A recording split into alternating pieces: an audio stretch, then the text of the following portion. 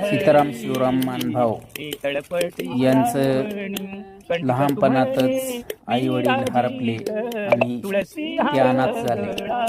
त्यांना गायनाचा प्रचंड नाद आहे, आवड आहे. ते गावोगावी जातात, गायन करतात, भजन गातात, जेवण करतात.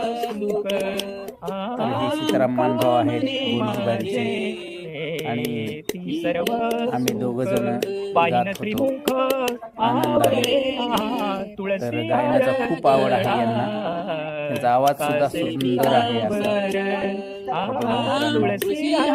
सीताराम मानभाव जे आहेत तर रात्रंरात्र भजन गात असतात, अशी यांची ओळख आहे.